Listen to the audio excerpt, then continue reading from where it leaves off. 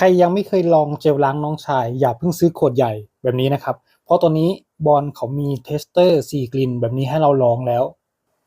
ลอง4กลิ่นนี้ดูนะครับก่อนตัดสินใจซื้อมันดีมากๆเลยเพื่อนๆบางวันที่เราอยากสดชื่นนะครับให้ใช้ตัวนี้นะครับตัวนี้จะเป็นสูตรเย็นนะครับหรือว่าอยากหอมเซ็กซี่เย้ายวนนี่ตัวนี้จะเป็นสีแดงนะครับตัวนี้จะเป็นแบบกลิ่นออกโสมอุ่นๆเป็นสูตรอุ่นนะครับสำหรับสีเหลืองดูแลน้องชายให้สว่างขาวกระจ่างใสขึ้นนะครับตัวนี้และสูตรนี้เป็นสูตรธรรมชาตินะครับอ่อนโยนมากสำหรับใครที่ชอบแบบสูตรอ่อนโยนนะ4สูตรแบบนี้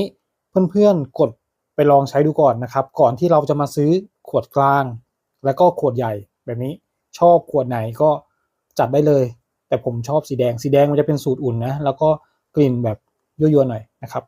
ผมติดตะกร้าไว้ให้สำหรับเทสเตอร์หรือใครอยากได้ตัวเล็กตัวใหญ่ก็สั่งซื้อได้ในตะกร้านี้นะครับ